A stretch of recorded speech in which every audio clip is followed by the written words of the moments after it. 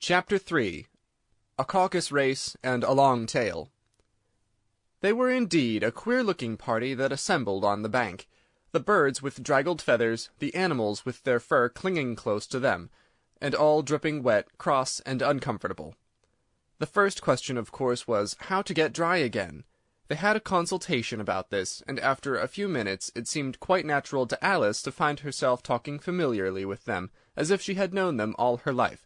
Indeed, she had quite a long argument with the lorry, who at last turned sulky and would only say, "I'm older than you, and must know better." And this Alice would not allow without knowing how old it was, and as the lorry positively refused to tell its age, there was no more to be said. At last the mouse, who seemed to be a person of authority among them, called out, "Sit down, all of you, and listen to me. I'll soon make you dry enough." They all sat down at once, in a large ring, with the mouse in the middle.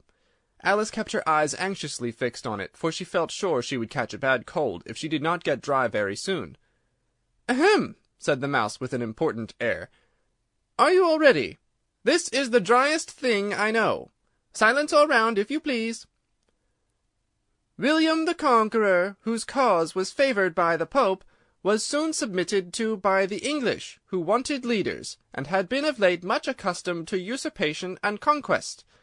Edwin and Morcar, the Earls of Mercia and Northumbria—" "Ah!" said the lorry with a shiver. "I beg your pardon," said the mouse, frowning, but very politely. "Did you speak?" "Not I," said the lorry hastily. "I thought you did," said the mouse. "I proceed. Edwin and Morcar, the Earls of Mercia and Northumbria, declared for him, and even Stigand, the patriotic Archbishop of Canterbury, found it advisable—" "Found what?" said the duck. "Found it," the mouse replied rather crossly. "Of course you know what it means." "I know what it means well enough when I find a thing," said the duck. "It's generally a frog or a worm. The question is, what did the Archbishop find?" The mouse did not notice this question, but hurriedly went on. "Found it advisable to go with Edgar Atheling to meet William and offer him the crown. William's conduct at first was moderate, but the insolence of his Normans— How are you getting on now, my dear?" it continued, turning to Alice as it spoke.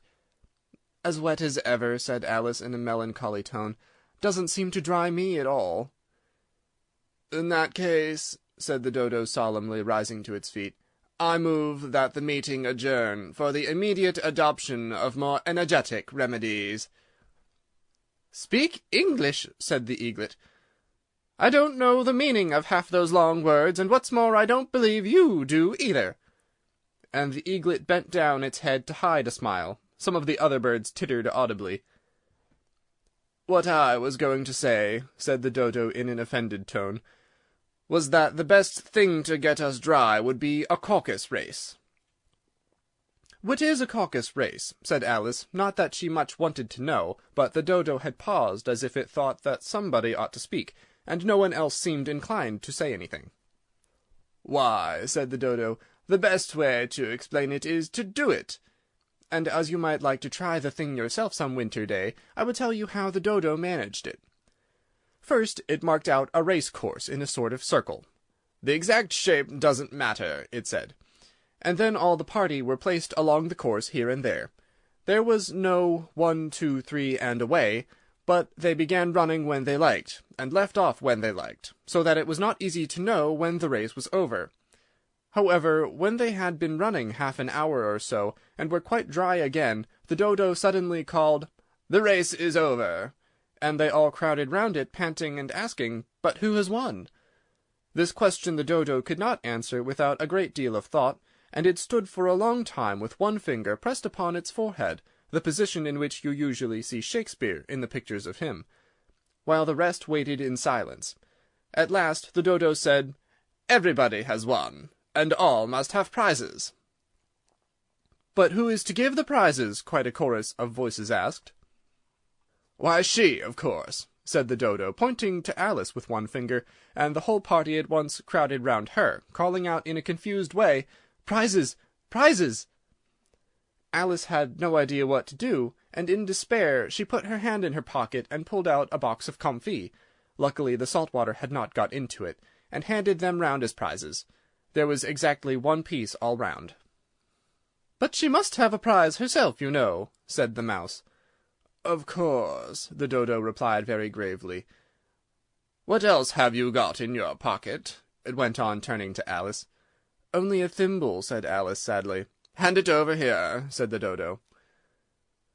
Then they all crowded round her once more, while the Dodo solemnly presented the thimble, saying, "We beg your acceptance of this elegant thimble." And when it had finished this short speech, they all cheered.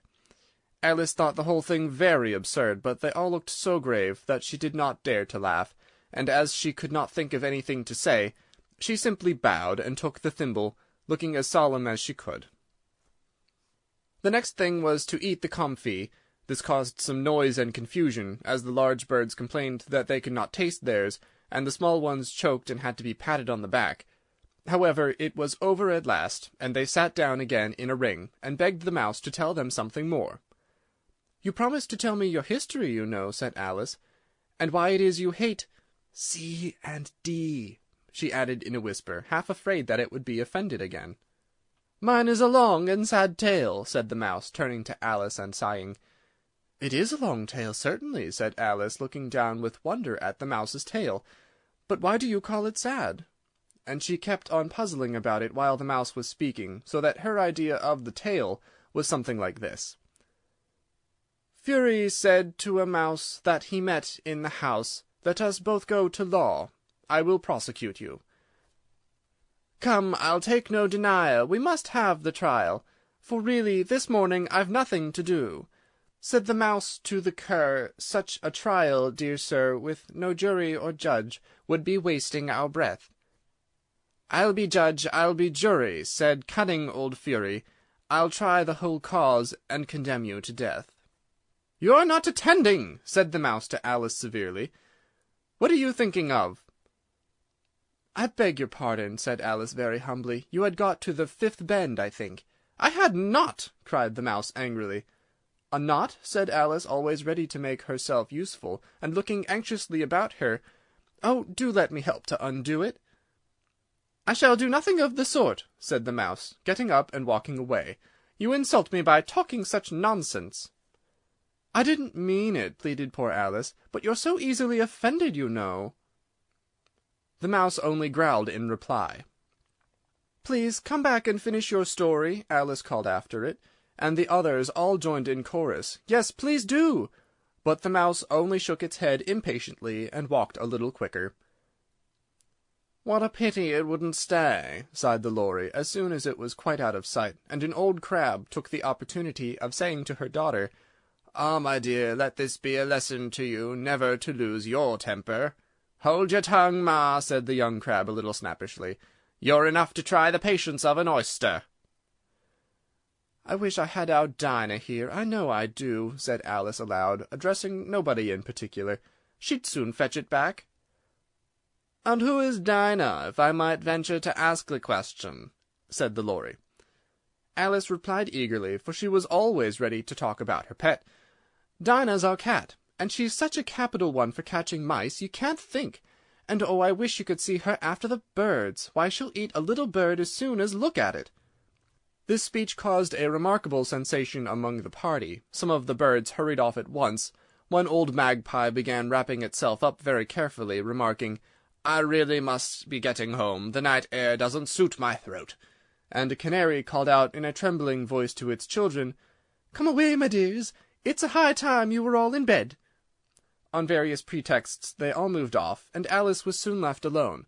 "I wish I hadn't mentioned Dinah," she said to herself in a melancholy tone. "Nobody seems to like her down here, and I'm sure she's the best cat in the world.